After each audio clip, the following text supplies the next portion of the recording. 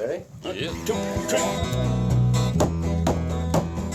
Hallelujah, hallelujah, hallelujah, hallelujah, hallelujah, hallelujah, make a show. Hallelujah, hallelujah, so.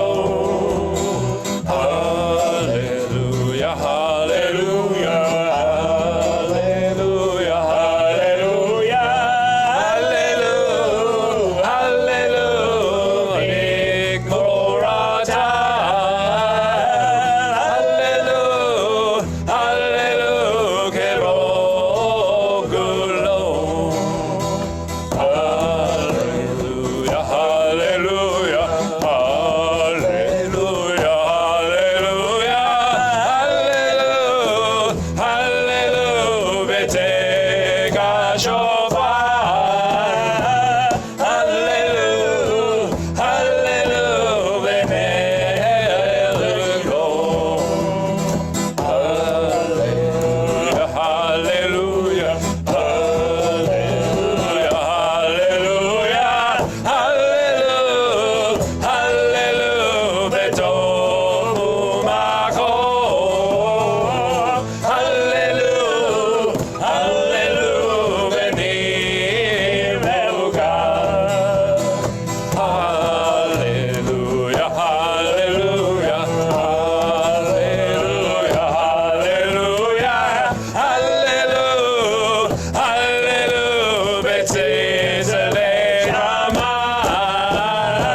Hallelujah, hallelujah, B'tzitzelei Hurrah. Put your hands together. Kol hanshamater aleluya, kol hanshamater aleluya, hallelujah, hallelujah, hallelujah, hallelujah, hallelujah.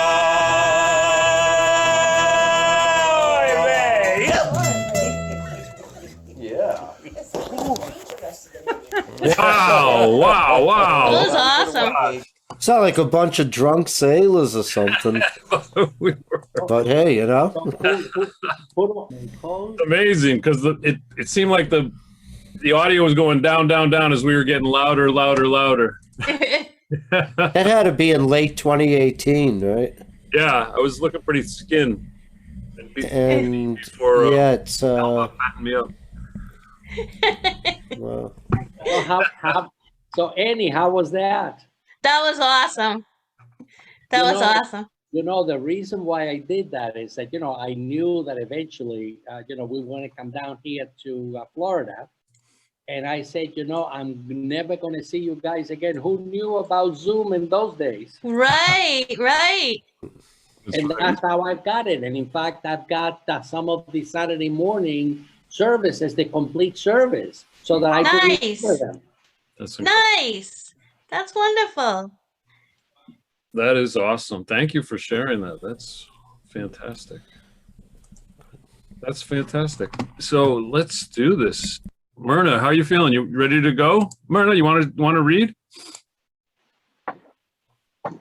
Hello? Oh, okay. What is the eternal one? Is that where you want me to start? Yes. Yeah, Dr. Ed. How are you, Dr. Ed? Good. I was having problems. It's okay now. You're all set. The Absolutely. eternal one spoke to Moses, saying, "Speak to the Israelite people thus. When a woman at childbirth bears a male, she shall be impure 7 days. She shall be impure as at the time of her condition of menstrual separation. On the 8th day, the flesh of his foreskin shall be circumcised. She shall remain in a state of blood purification for 33 days. She shall not touch any consecrated thing, nor enter the sanctuary until her period of purification is completed.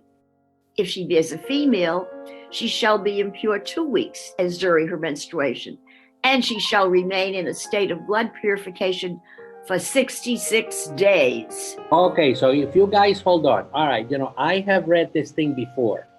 From a medical standpoint, I don't understand a word these guys are saying. Could you please enlighten me?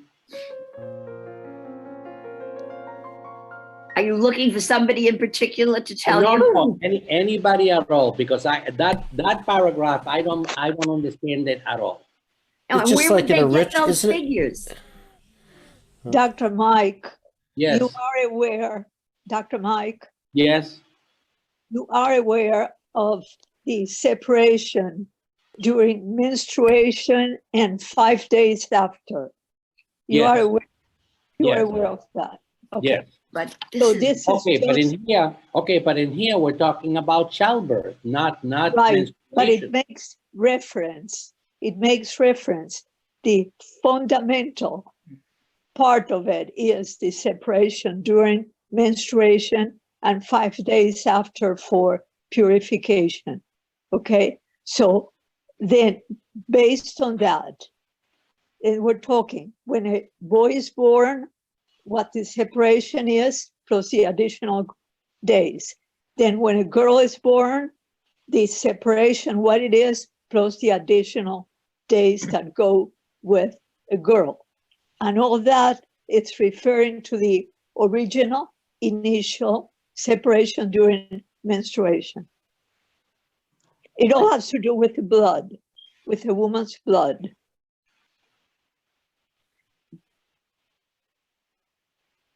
what I don't understand is why is there such a big difference between having a boy and having a girl? I mean, Right, in terms of the time. Right, that I have no answer for. And later, let me tell you what this means today. I may comment on today's medicine later on because I think you'd be very surprised. Oh, share it now. I can't wait. That's up to the boss, Reverend Bodo. What do you think?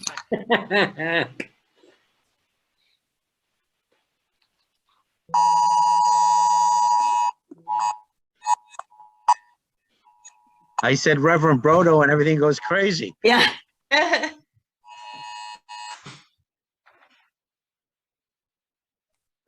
Michael, give him permission. No, where's Michael? Michael, we can't hear Michael you. Bodo. Oh, I'm sorry. Go. Michael. Yeah, go ahead, Dr. Ed. Go for it. If you could. Well, this issue around conceiving, around time after menstruation and having sex after menstruation has turned into quite an interesting situation. There is a book by the name You Can Now Pick Your Baby's Sex, and it's based on this piece of information. If you have sex a certain amount of days early, you have a boy, and if it's later, you have a girl. And Dr. Shuttles has studied the Orthodox Jewish community for years and years. And women who go to the mikveh have a ponderance of boys and not girls. That's why you see so many boys in the Hasidic movement, because the women go to the mikveh. If they have sex later, then you have a girl. It has to do with the life expectancy of the sperm, male sperm versus female sperm, because a sperm is either X or Y. So based on this, it has a preponderance of having boys rather than girls. Now, based on that book, my wife and I chose the children, the sex of our children based on this paragraph. and it worked 50% of the time. Okay, so can you tell them that the Maya table works 100% of the time? Oh, Alba says the Maya table works 100% of the time. No, Maya. So the bottom line is, I just thought you'd like to know, it worked 50% of the time. That sounds like a clinical trial. That sounds good to me. It sounds fine. Now, I have a friend who had 2 boys, and she said, we're going to have a girl this time. And I said, how do you know? She said, because we read something and we followed through. She had a girl. Well, also it has to do with, Michael Zeicher, you can comment. It has to do with sperm numbers. And as men get older, their sperm numbers get lower.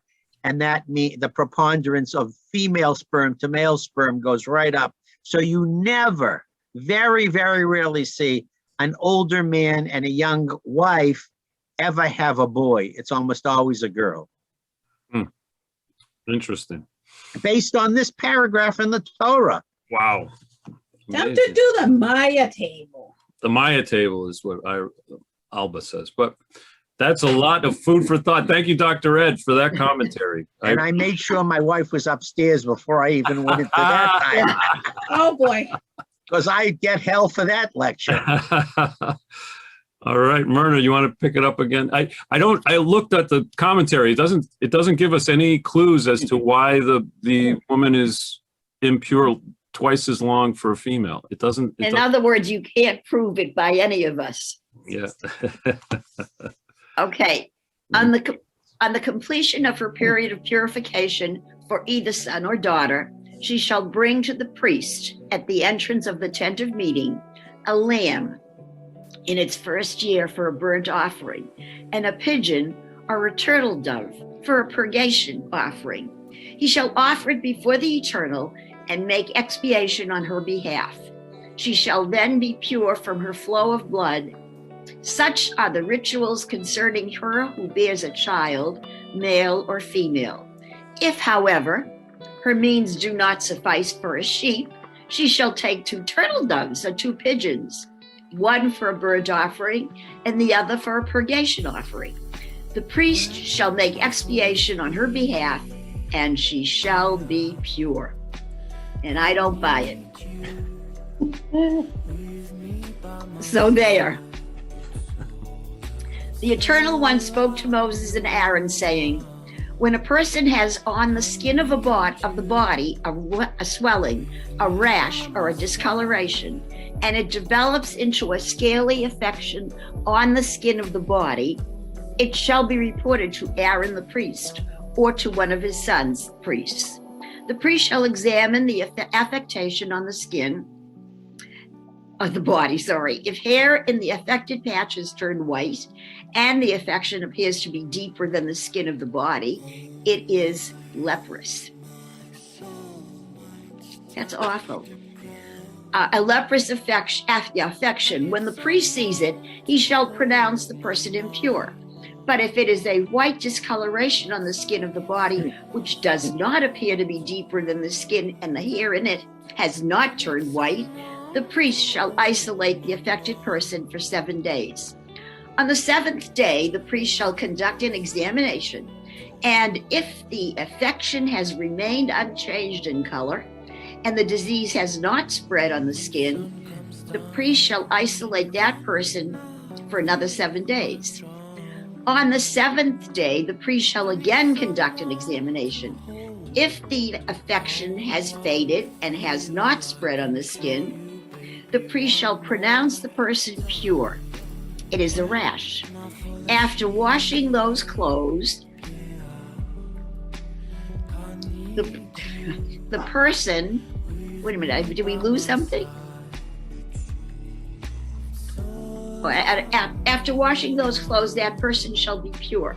But if the rash should spread on the skin after the person has been seen by the priest and pronounced pure, that person shall again report to the priest. And if the priest sees that the rash has spread on the skin, the priest shall pronounce that person impure. It is leprosy. When a person has a scaly affection, it shall be reported to the priest. If the priest finds on the skin a white swelling which has turned some hair white with a patch of undiscolored flesh in the swelling, it is chronic leprosy on the skin of the body, and the priest shall pronounce the person impure. Being impure, that person need not be isolated. If the eruption spreads out all over the skin so that it covers all the skin of the affected person from head to foot, wherever the priest can see, if the priest sees that the eruption has covered the whole body, he shall pronounce as pure the affected person, who is pure from having turned all white. But as soon as undiscolored flesh appears in it, that person shall be impure. When the priest sees the undiscolored flesh, he shall pronounce the person impure.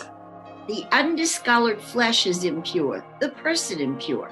The undiscolored flesh is impure, it is leprosy. But if the undiscolored flesh again turns white, that person shall come to the priest, and the priest shall conduct an examination. If the affection has turned white, the priest shall pronounce as pure the affected person, who is then pure.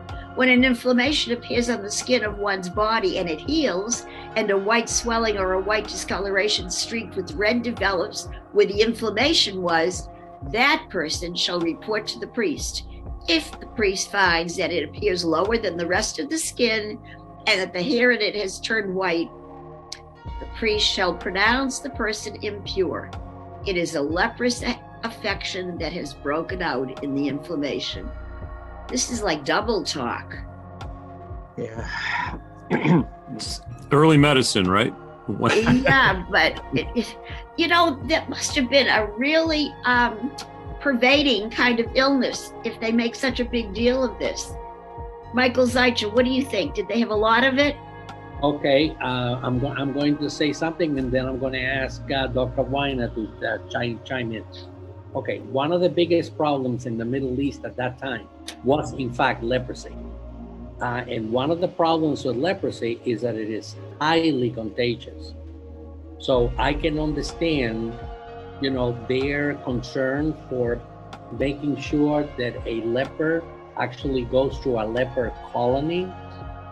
What they were trying, and my opinion is that they were trying to make a determination as to whether this was early leprosy or something else, an inflammation of the skin, such as psoriasis, for example, but they wouldn't know psoriasis. That's how I interpret it. Ed, what do you say? Well, leprosy is contagious, but it is not as contagious as the Bible says it is. It's Mycobacterium leprae that causes it. And if you've read anything about leprosy, it's a horrible disease. For instance, there's a terrific book in the Christian world called Damien the Leper. Anyone ever read it? We had to read it in college, Damien the Leper. And they used to talk about these people where their hands would fall off, their fingers would fall off. It was just horrendous, the disease, because not only it's a bacterial infection, Mycobacterium, which is very, very rare and very tiny, but tiny bacterium, but also very, it's a neurological disease where they used to say that the leper colonies used to have a band and the trumpet players would continue playing until their fingers fell off. And I remember that from Damien the Leper, the book, which is a heck of a book. Anyway, they sure got leprosy wrong in the Bible. They sure got it wrong. And by the way, there are no more leper colonies because it's curable. It's curable. Yeah, now it is. Yeah, it takes 6 to 12 months, but it's curable. Yeah, now. More people don't suffer. Do people suffer from Dr. Ed, you're doing such a great job. Can you want to pick it up at 21? But if. That's all I thought you had. But if the priest, I'm going to have to make this a little bigger. I'm so sorry. I'm trying to make this bigger view. Okay, I got it now. I'm sorry. But if the priest finds that there is no white hair in it, and it is no longer than the rest of it is not longer than the rest of the skin, and it's faded, the priest shall isolate that person for 7 days. If it should spread in the skin, the priest shall pronounce the person impure. It is an affection. But if the discoloration remains stationary, not having spread, it is the scar of the inflammation. The priest shall pronounce that person pure.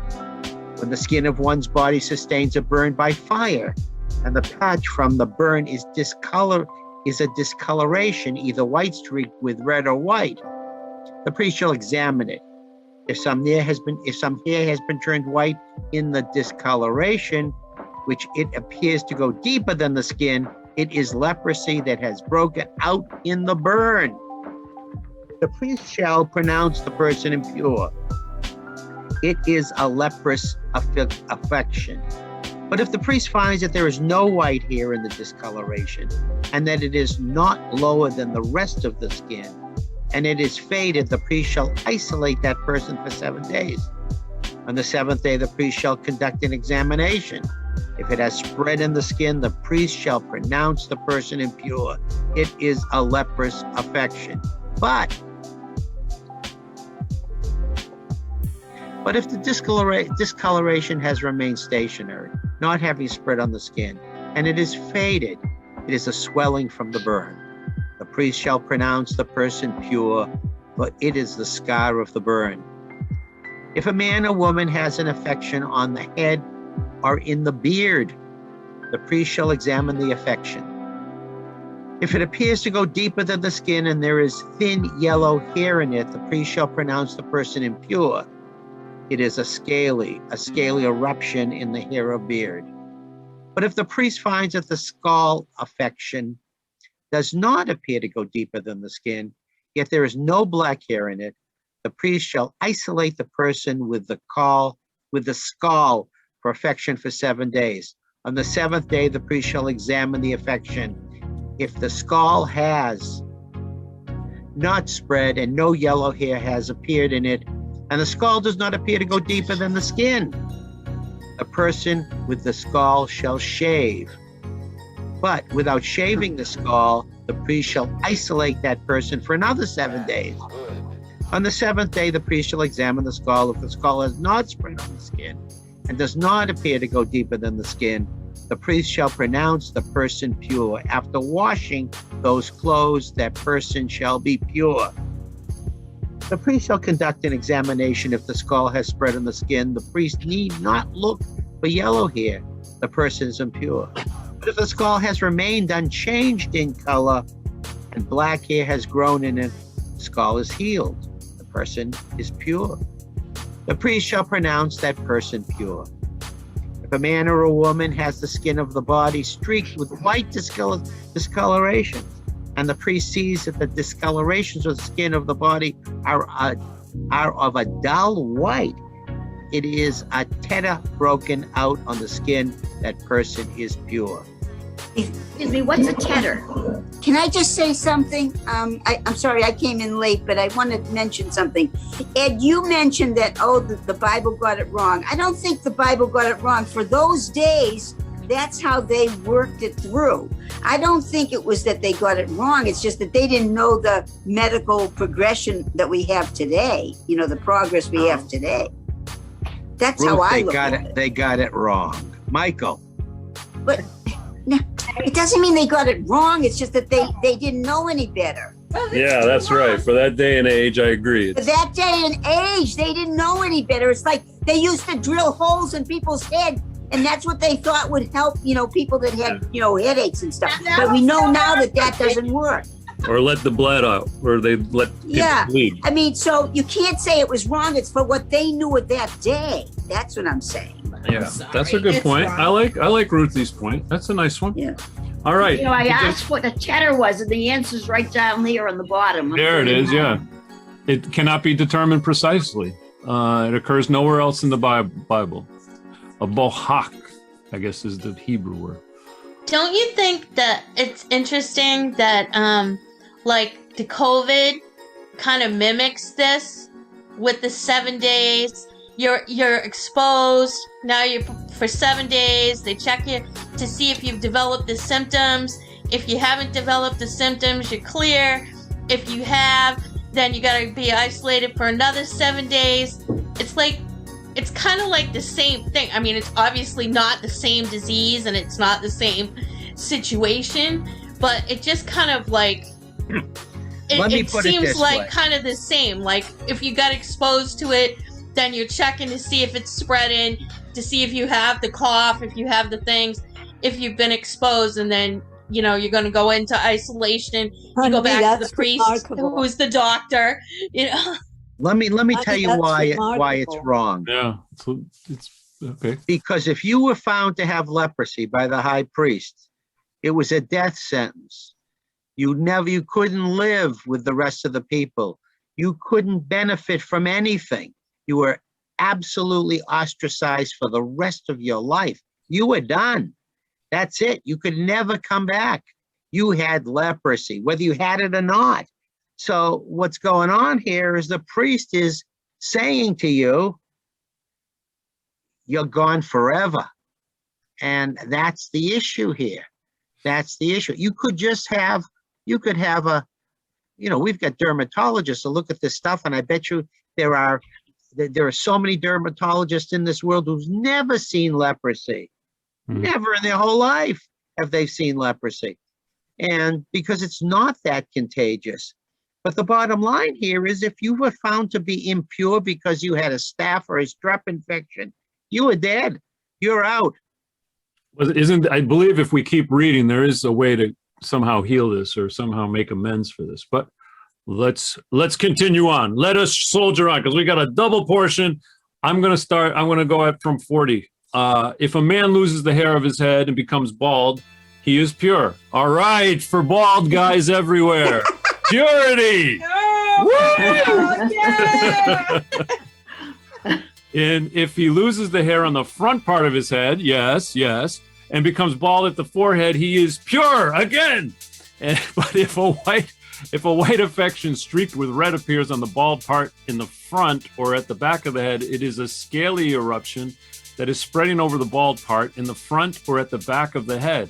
The priest shall examine him. If the swollen affection on the bald part in the front or at the back of his head is white streaked with red, like the leprosy of body skin in appearance, and he is among the leprous, he is impure. The priest shall pronounce him impure. He has the affection on his head. And oh, by the way, the word tetter does mean something like a skin disease such as eczema, characterized by itching, according to that commentary. Well, as you know, there are three things that are closed: eczema, seborrhea, and psoriasis. And I don't think that in those days they could make a differential diagnosis. Okay. Number 45. As for the person with a leprous affection, the clothes shall be rent, the head shall be left bare, and the upper lip shall be covered over, and that person shall call out, impure, impure. The person shall be impure as long as the disease is present. Being impure, that person shall dwell apart in a dwelling outside the camp. Okay, this is what we've been saying. This is what we call a leper colony. Okay? Yep. And when an eruptive affection occurs in a cloth of wool or linen fabric, in the warp or in the woof of the linen or the wool, or in a skin or anything made of skin, if the affection in the cloth of the skin in the warp or the woof, or in any article of skin is streaky, green or red, it is an eruptive affection. It shall be shown to the priest, and the priest, after examining the affection, shall isolate the affected article for 7 days. On the 7th day he shall examine the affection. If the affection is spread in the cloth, whether in the warp or the woof or in the skin, for whatever purpose the skin may be used, the affection is a malignant eruption. It is impure. The cloth, whether warp or woof in wool or linen or any article of skin in which the affection is found, shall be burned. For it is a malignant eruption, it shall be consumed in the fire. But if the priest sees Oh, and I'm just looking out, call out impure, to warn passerbyers of a source of defilement. That's interesting. As such, do not defile yourselves. All right. Moving on. But if the priest sees that the affection in the cloth, whether in warp or in woof or in the article of skin, has not spread, the priest shall order the affected article washed, and he shall isolate it for another 7 days. And if, after the affected article has been washed, the priest sees that the affection has not changed color, that it is not spread, it is impure. It shall be consumed in fire. It is a fret, whether on its inner side or on its outer side. But if the priest sees that the affected part after it has been washed is faded, he shall tear it out from the cloth or skin, whether in the warp or in the woof. And if it occurs again in the cloth, whether in warp or in woof, or in any article of skin, it is a wild growth. The affected article shall be consumed in fire. If, however, the affection disappears from the cloth, warp or woof, or from any article of skin that has been washed, it shall be washed again, and it shall be pure. Comments? Such is the procedure for eruptive affections of cloth, woolen, or linen in warp or in woof or in any article of skin, for pronouncing it pure or impure. And that's the end of that first part. So it's 2 parts tonight, right, Gary? Yeah. Yes. Now we read Metzora. Yeah. All right. Ruthie, would you like to pick it up? Sure. Where do I start? Oh, here it is, Mitzvah. Hold on. Where's Right there, Leviticus. 4? Okay. The Eternal One spoke to Moses, saying, "This shall be the ritual for a leper at the time of being purified. When it has been reported to the priest shall go outside the camp. If the priest sees that the leper has been healed of the scaly affection, the priest shall order 2 live pure birds, cedar wood, crimson stuff, and hyssop, to be brought for the one to be purified. The priest shall order one of the birds slaughtered over fresh water in an earthen vessel, and he shall take the live bird along with the cedar wood, the crimson stuff, and the hyssop, and dip them together with the live bird in the blood of the bird that was slaughtered over the fresh water. He shall then sprinkle it 7 times on the one to be purified of the eruption, and effect the purification, and he shall set the live bird free in the open country. The one to be purified shall wash those clothes, shave off all hair, and bathe in water, and then shall be pure. After that the camp may be entered, but one must remain outside one's tent 7 days. On the 7th day, all hair shall be shaved off. They already shaved it off. They're shaving it off twice already. Of head, beard, if any, and eyebrows. Having shaved off all hair, the person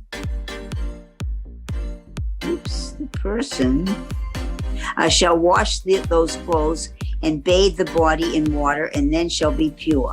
On the eighth day, that person shall take 2 male lambs without blemish, 1 ewe lamb in the first year without blemish, 3/10 of a measure of choice flour with oil mixed in for a meal offering, and 1 log of oil. These shall be presented before the Eternal with the party to be purified as the entrance of the tent of meeting by the priest who performs the purification. And so when they say they shall be presented before the Eternal, they're talking about God. Yes. Okay. Yes. All right. Well, because I didn't know God was intervening with this. Okay, I was a little confused. Yeah. The priest shall can I cut off just for a second? I just was looking at this today. In fact, Rabbi Foreman from Aleph Bet, which is this great online website that has all these different. They look at all these different readings.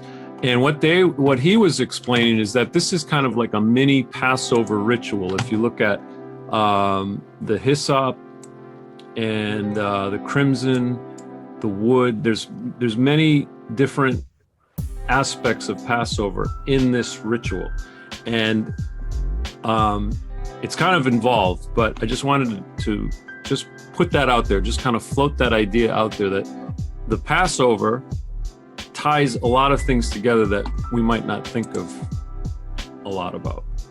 Where am I now? I've lost myself. I'm completely lost. Number 12, Ruthie. Thank you. The priest shall take one of the male lambs and offer it with the log of oil as a reparation offering, and he shall elevate them as an elevation offering before the Eternal. The lamb shall be slaughtered at the spot in the sacred area where the purgation offering and the burnt offering are slaughtered. For the reparation offering, like the purgation offering, goes to the priest, it is most holy. The priest shall take some of the blood of the reparation offering, and the priest shall put it on the ridge of the right ear of the one who is being purified, and on the thumb of the right hand, and on the big toe of the right foot. The priest shall then take some of the leg of oil and pour it into the palm of its own left hand. And the priest shall dip his right finger in the oil that is in the palm of his left hand and sprinkle some of the oil with his finger 7 times before the Eternal. Some of the oil left in his palm shall be put on the priest on the ridge of the right ear of the one being purified, on the thumb of the right hand, and on the big toe of the right foot, over the blood of the reparation offering. The rest of the oil in his palm the priest shall put on the head of the one being purified. Thus the person shall make expiation for that person before the Eternal. The priest shall then offer the purgation offering and make expiation for the one being purified of defilement. Last, the burnt offering shall be slaughtered, and the priest shall offer the burnt offering and the meal offering on the altar. The priest shall make expiation for that person who shall then be pure. Before we go on, it's really interesting how they had this specific thing of the ear of something and the thumb.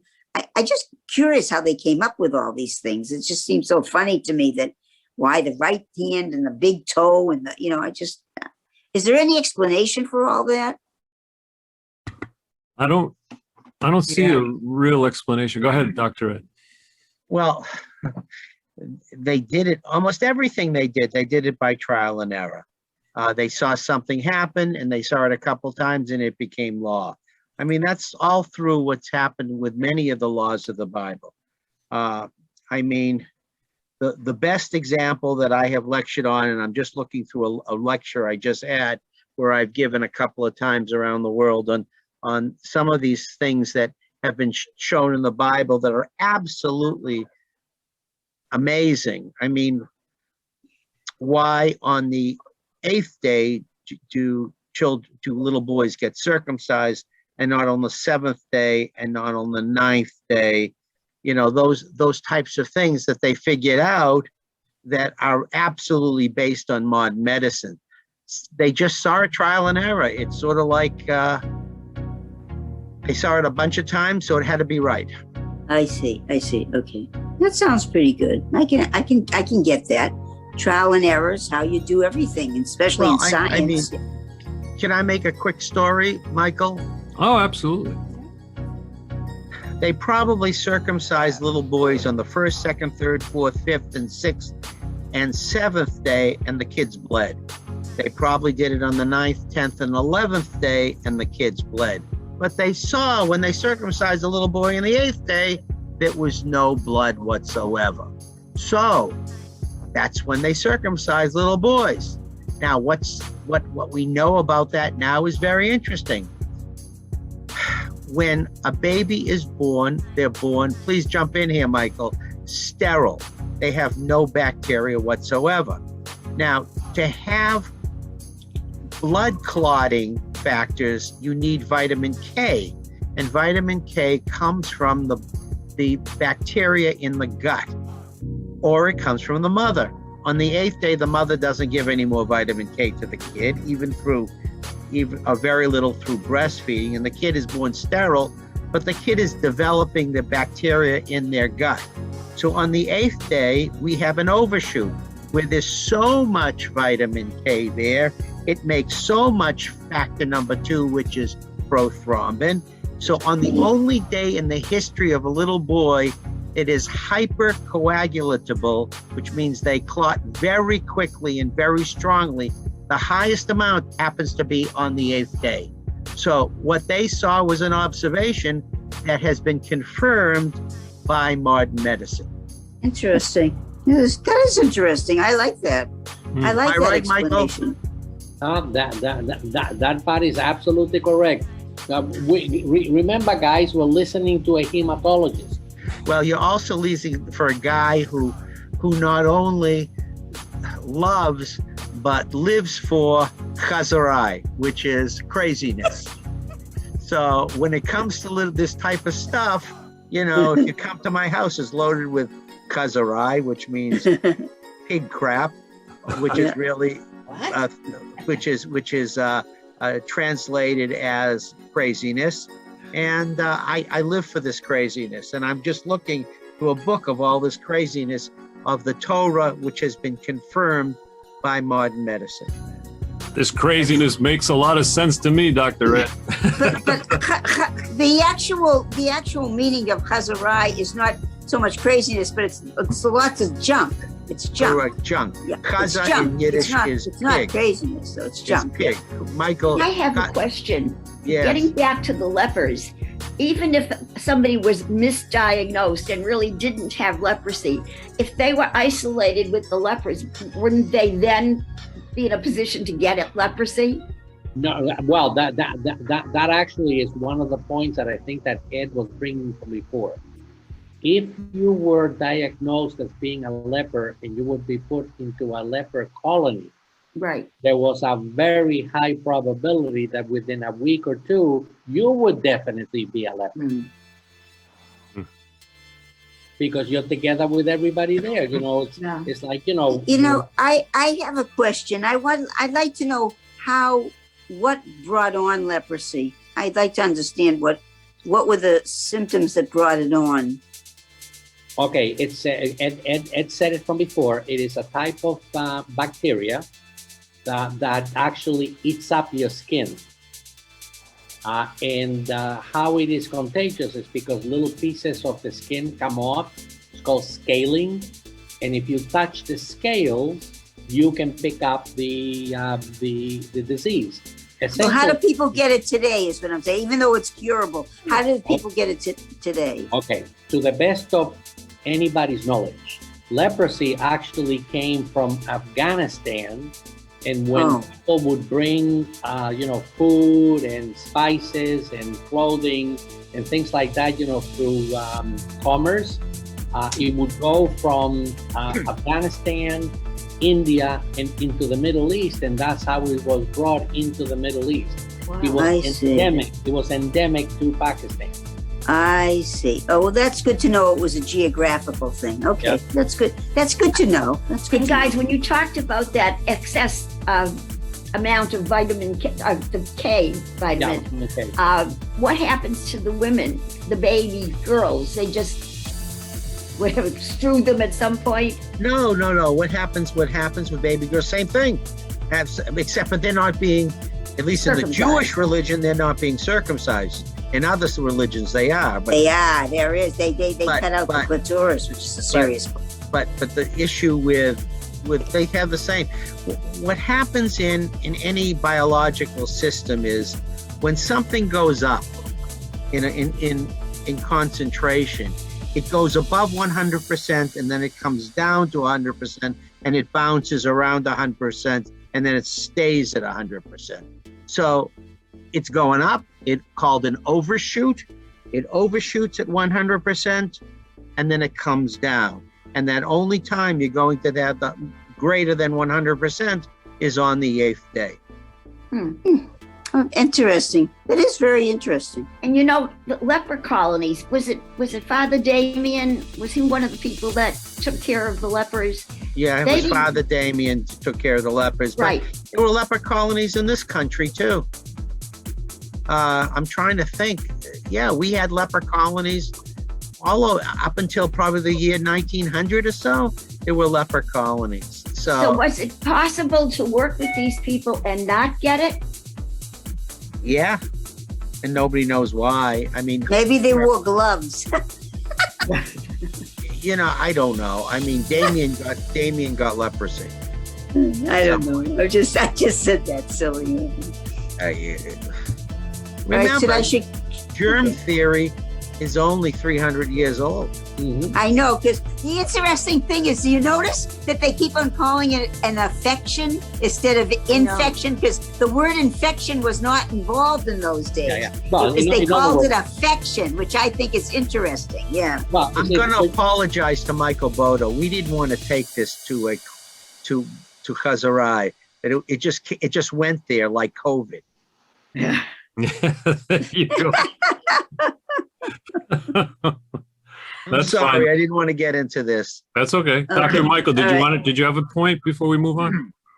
Well, I think that, what you're seeing in COVID essentially is similar to what the people were seeing in leprosy, in leper colonies, and Ed just mentioned it. Not everybody who worked in a leper colony got leprosy, just like not everybody today gets COVID. Right. You have a whole bunch of both doctors and nurses who refuse to get vaccinated, and they are actually working with people who have COVID. Now, many of them catch it, and it's a whole bunch of them who do not. This is biological variability. Yeah, but they're also wearing PPE, which is helping them too, Well, let me put it to you this way. Suppose, for example, that you were working in a hospital, and you're a nurse or a doctor, Yeah. and you're going to be surrounded by people who have COVID. Would you continue to do it just because you happen to have a mask? Well, more than a mask, they have more than a mask they wear. I mean, they're wearing the gowns, they're wearing things over their head with that air that goes in them. I mean, they're wearing much more serious PPE than we would be wearing. Well, all I can tell you is, maybe we're using too much time on this thing, but what I can tell you is that with all of the protection before we had the vaccines, many doctors and many nurses actually died. I know. That they picked up at the hospital. Yeah. Brocco, would you like to continue reading? Yes. 21? Tell me where we are. We're at 21 right on the top. Yes. If, however, one is poor and without sufficient means, that person shall take one male lamb for a reparation offering, to be elevated in expiation, 1/10 of a measure of choice flour with oil mixed in for a meal offering, and a log of oil, and 2 turtle doves or 2 pigeons, depending on that person's means. The one to be the purgation offering, and the other the burnt offering. On the 8th day of purification, the person shall bring them to the priest at the entrance of the tent of meeting before the Eternal. The priest shall take the lamb of reparation offering and the log of oil and elevate them as an elevation offering before the Eternal. When the lamb of reparation offering has been slaughtered, the priest shall take some of the blood of the reparation offering and put it on the ridge of the right ear of the one being purified, on the thumb of the right hand, and on the big toe of the right foot. The priest shall then pour some of the oil into the palm of his own left hand, and with the finger of his right hand, the priest shall sprinkle some of the oil that is in the palm of his left hand 7 times before the Eternal. Some of the oil in his palm shall be put by the priest on the ridge of the right ear of the one being purified, on the thumb of the right hand, and on the big toe of the right foot, over the same places as the blood of the reparation offering. And what is left of the oil in his palm, the priest shall put on the head of the one being purified, to make expiation for that person before the Eternal. That person shall then offer one of the turtle doves or pigeons, depending on the person's means, whichever that person can afford, the one as a purgation offering and the other as a burnt offering, together with the meal offering. Thus the priest shall make expiation before the Eternal for the one being purified. Such is the ritual for one who has a scaly affection and whose means for purification are limited. the Eternal One spoke to Moses and Aaron, saying, when you enter the land of Canaan that I give you as a possession, and I inflict an eruptive plague upon a house in the land you possess, the owner of the house shall come and tell the priest, saying, something like a plague has appeared upon my house. The priest shall order the house cleared before the priest enters to examine the plague, so that nothing in the house may become impure. After that, the priest shall enter to examine the house. If, when he examines the plague is in the walls of the house, the plague in the walls of the house is found to consist of greenish or reddish streaks that appear to go deep into the wall, the priest shall come out of the house to the entrance of the house and close up the house for 7 days. On the 7th day, the priest shall return. If he sees that the plague has spread on the walls of the house, the priest shall order the stones with the plague in them to be pulled down and cast outside the city into an impure place. The house shall be scraped inside all around, and the coating that is scraped off shall be dumped outside the city in an impure place. They shall take other stones and replace those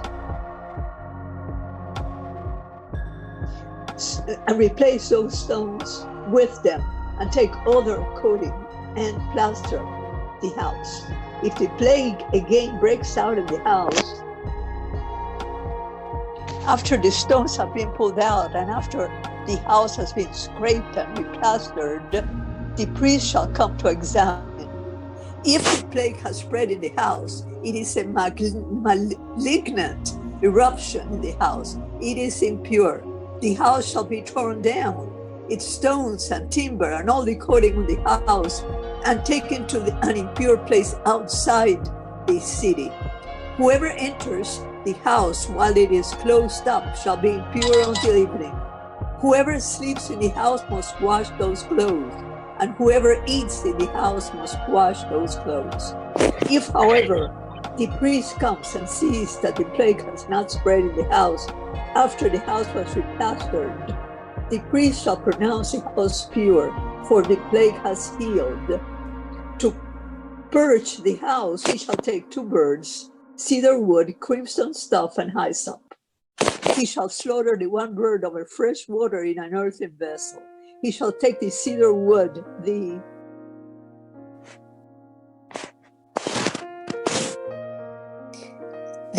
hyssop, the crimson stuff, and the live bird, and dip them in the blood of the slaughtered bird and the fresh water, and sprinkle on the house 7 times.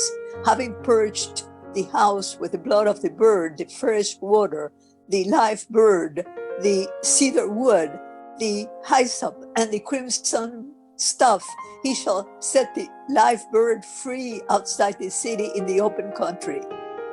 Thus he shall make expiation for the house, and it shall be pure.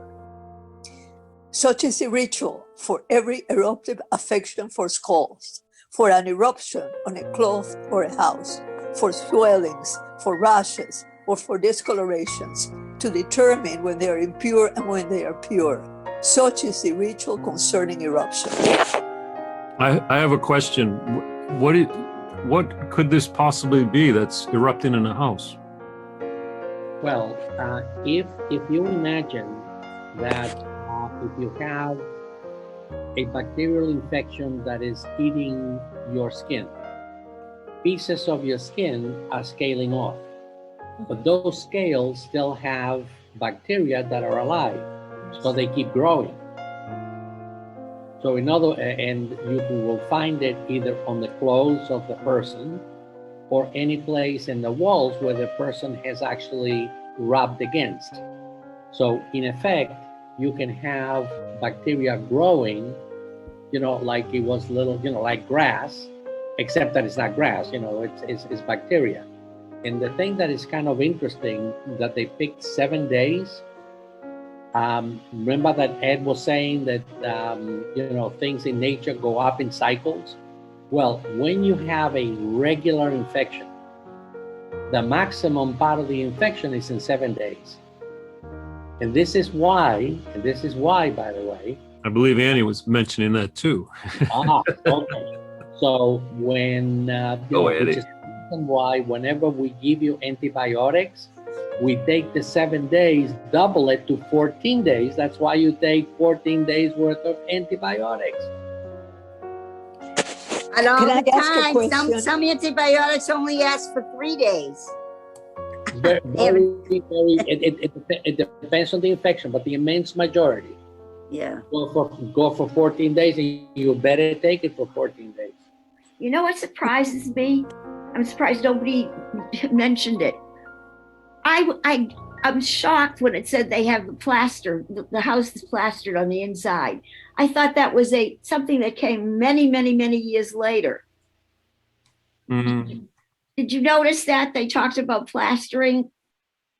Yeah, it is interesting. Yeah, scraped and Yeah. plastered. Yeah. So No, how, but plaster is a part of material that's been around for a long time. Yeah, I Yeah, guess but- so. how did they know to Plaster put it on walls? I just am I'm amazed that was known back then. Plaster is something that's an old it's a chemical type of reaction with some other material. Okay, before we developed a thing called titanium dioxide, which is very, very white and very nice, the only way that you can make something white is to use plaster. Yeah, that's what I thought. It was much long time ago. Yeah. And Braca wanted to have, you had a comment. Just a thought, a question. Mm-hmm. Has anybody thought that maybe perhaps there could be a relationship between a moral issue that made it erupt physically in the person, and that's why it was also on the walls? Possibly, yeah. Anything is possible. Mm-hmm. Yeah. And again, you see the ritual to cleanse it is similar to the person. The same idea is to take a bird, slaughter it over fresh water. And again, this rabbi is amazing, Rabbi Foreman from Aleph Beta, I believe is the name of it. A-B, what's Bet? Or no, Aleph Bet. Yeah, Aleph Bet. Yeah.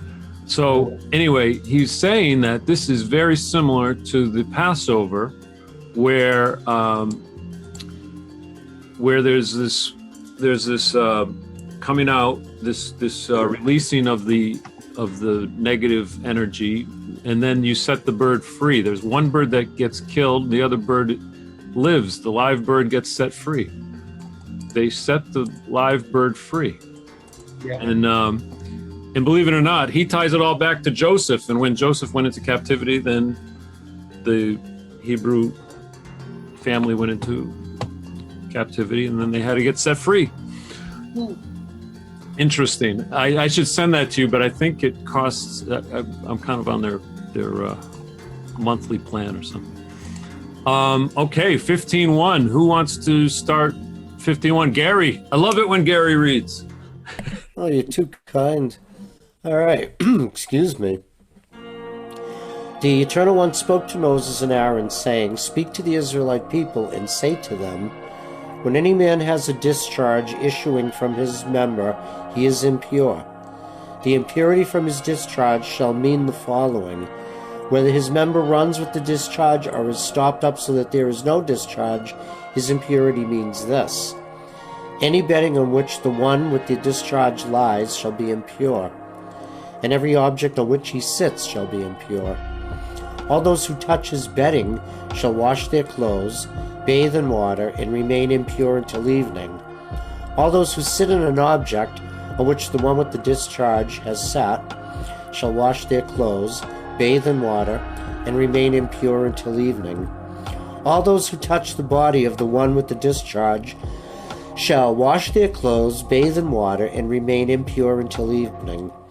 If the one with the discharge spits on someone who is pure, the latter shall wash those clothes, bathe in water, and remain impure until evening.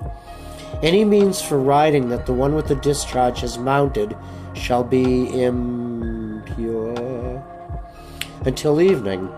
An earthen vessel. Gary, hold on. All right.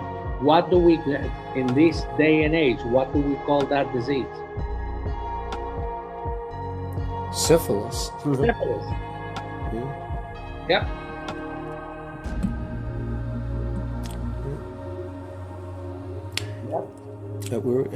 Should I keep going? Number 10, yeah, I believe it was. Are we? No, 12, isn't it? I thought. Oh, and who's under him shall be. Oh, yeah, that's right. And all those who carry such things shall wash their clothes, bathe in water, and remain impure until evening.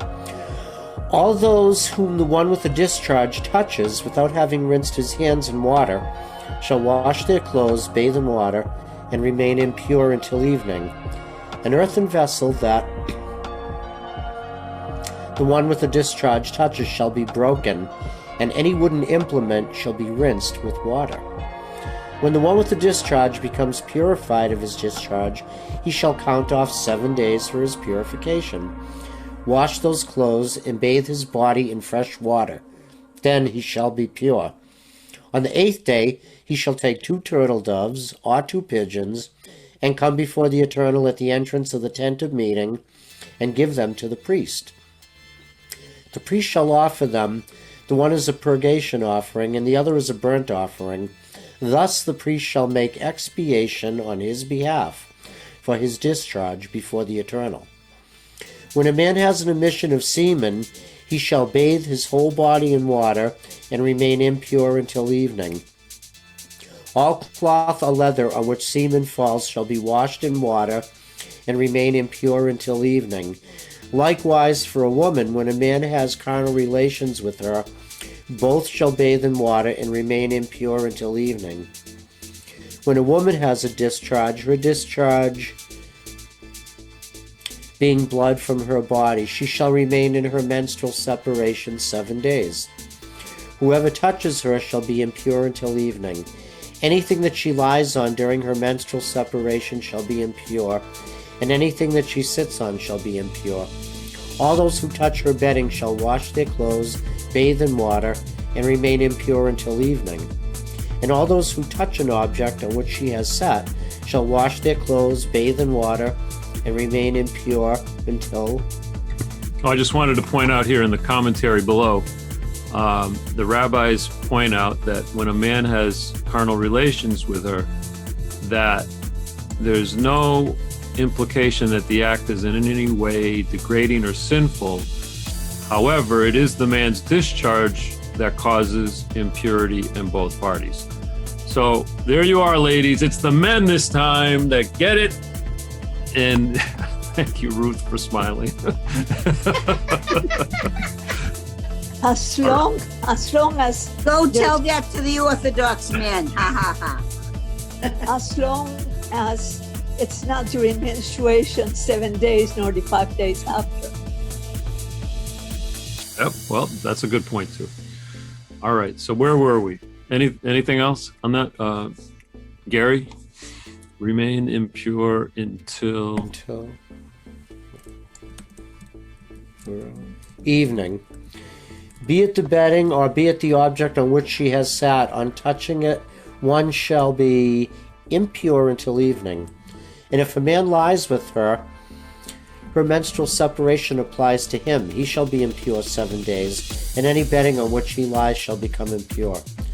When a woman has a discharge of blood for many days, not at the time of her menstrual separation, or when she has a discharge beyond her period of menstrual separation, she shall be impure, as though at the time of her menstrual separation, as long as her discharge lasts.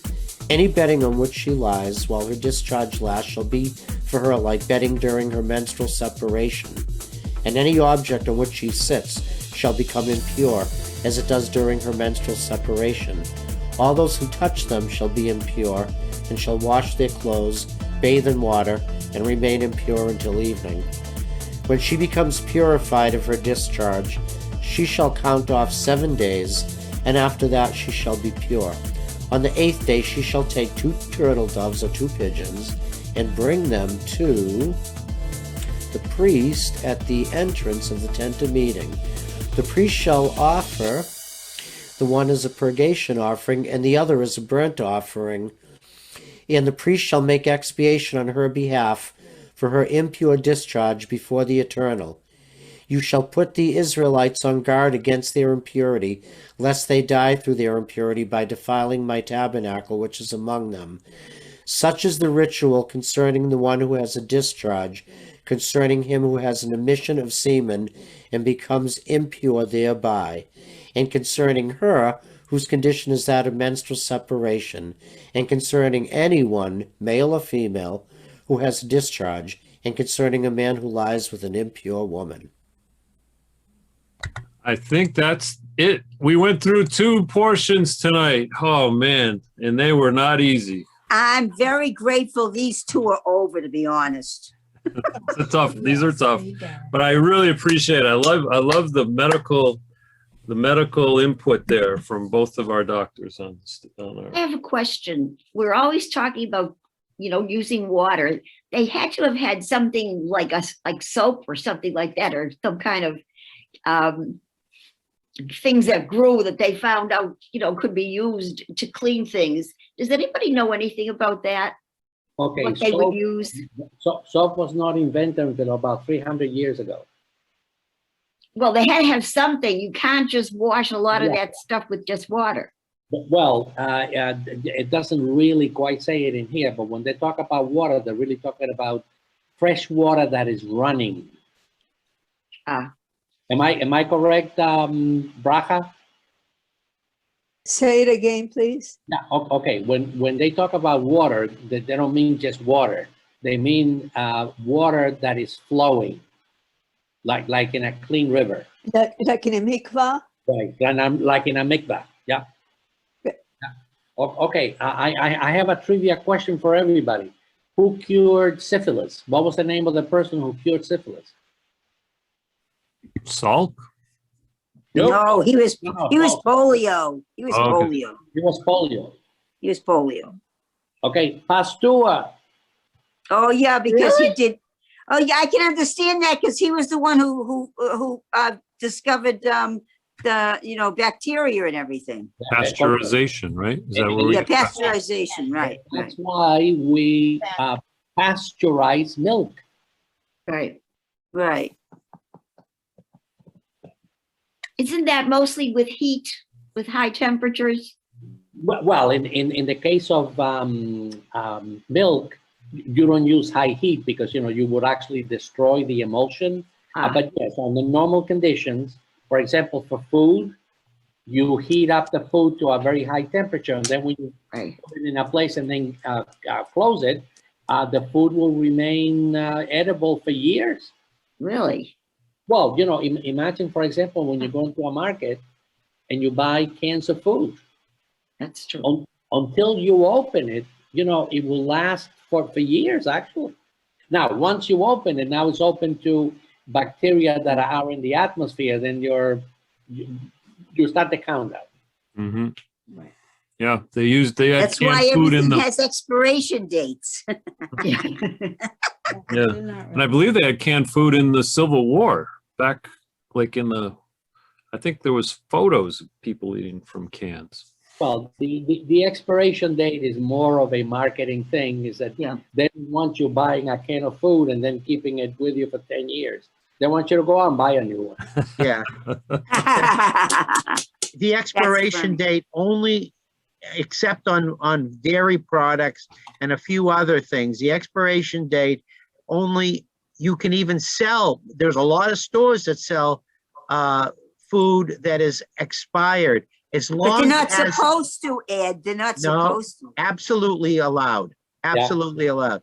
It as long as it's, here's the word, wholesome.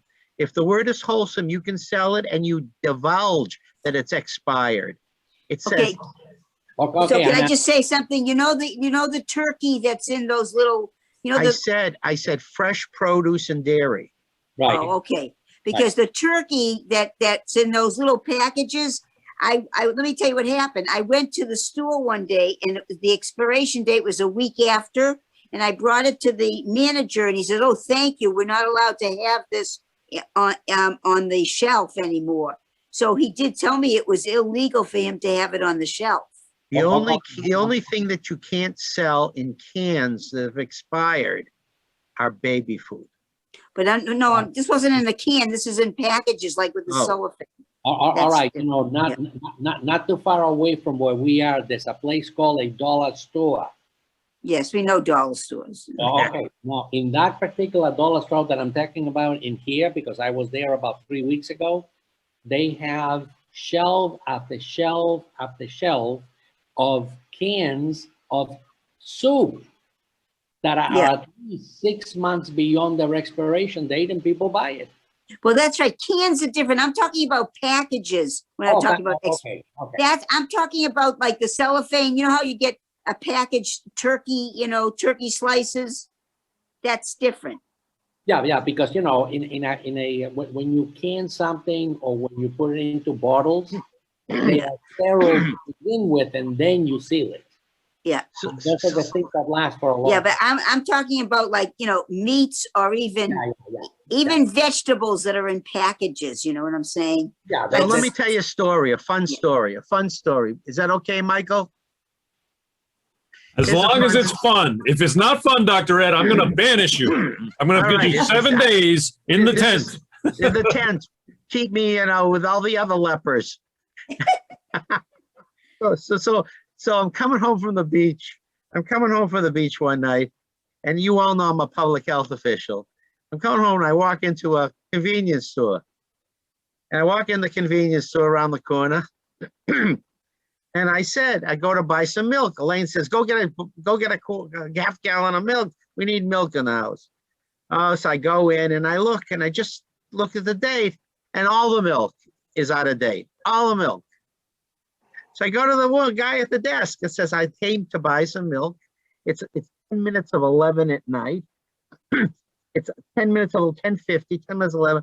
I said, I came here to get some milk, sir, and all the milk is outdated. And he says to me, no big deal. That's no big deal at all. So I said, really? He says, yeah, no big deal. We do it all the time. So I reach in my back of my pocket, I take out my badge that says Massachusetts Public Health. Oh, no. And I put it on the counter and said, if you told me it was thank you, it wouldn't have been a big deal. But now that you tell me you do it all the time and it's all out, it's a big deal tonight. So I said to him, tomorrow you're going to have an inspection. And I got to tell you, I think it's in your best interest that all of these things are in date. And I walk out with no milk. I get out. Oh my gosh. It's 11 o'clock at night, and I call the health inspector, get her out of bed. And I said, this is Ed. We got a problem. How come you didn't call me, Dr. Ed? No, I called her. You light up my life. 11 o'clock at night, I call her. And she says, all right, Ed, don't worry, I'll take care of it. The next morning, she gets up at 8, she gets out of bed, she goes in, and she goes into the convenience store, and she does a complete inspection, and she calls me up around noon, and she says, Ed, I went completely through that store, top to bottom. I've never seen a place so clean and so in date. It looked like they were cleaning all night long. Yes, they were. And thank you for helping me. Well, you accomplished something. Right, And that's a- exactly. and that- What you did That's a matter. true story. That's funny. absolutely true. So it's interesting. We have the food pantry in Danvers, like a lot of other places, but always there's that post office collection just before Mother's Day. And there is a group that stays at the food pantry and looks at the dates, the expiration dates on the cans. And as soon as it's outdated, they toss it. Yeah. Hey, by the way, you guys are using, you're wearing heavy clothes. What is the temperature in Boston right now? I think it's like It's been cold and raw all day today. 38, I think, right now. And they're expecting snow on Friday. No. Yeah, right. It's a crazy spring as usual. they're If that expecting- happens, you know something? All New England, as I say, have weather amnesia. Every spring we have cold weather, hot weather, cold weather, and every spring people forget. I don't know what the hell it is with New England. But Yeah, they it's forget it. true. And we complain, you They complain. have weather amnesia every year. I know. I don't worry about Hope it. springs eternal. Dr. Mike and Braca, how warm is it down there? Don't even tell us. We'll probably be really Yeah, jealous. Oh, it is around 79, 80. Oh, wow. Wow. I'm breaking out in a sweat just thinking of I it. wouldn't want that at night, so I'm very happy I'm in the cold weather here because I can't stand hot weather. Don't break out in a sweat, Michael. Oh. We might think you have leprosy. Oh, Whoa. God. Oy, oy, oy. Gary, I love your background. Who's that? The Capitol? Yes, I decided to shift off to Washington for a bit. Oh, look at that. Ah, For the Bay of Pigs? The second Bay of Pigs? Yeah, yeah, That was taken before January 6th. yeah. that's right. Very peaceful in this picture. Yeah, Right. exactly. No. Well, this was a great one, but I tell you why I have to get off. I'm having a little problem. My cat is very frightened. He's still adjusting to the new environment. Oh. And that's why I was late because I was on the phone with my little foster parent that I took the cat from. And I want to be with the cat, so I'm going to get off now. All right. Did you Giving us up for a cat? Good night, I everybody. love my new cat. I love my new cat. Oh, that's Okay. great. Good night, He's a everybody. sweetie. Okay, night. take care. Alba says good night. It's the first time Alba sat down with us. Can you see her feet? Probably Well, I not. want to see there- Elvis. Where is She she? feeling better? She's right here. She's doing a lot Hold better. on. Oh My boy, I'm like glasses pulling on. her over here. Good night, everyone. Good night. Good Have a night. good night. one. Good night, my friends. Good night. Good And night. save up some of those juicy stories.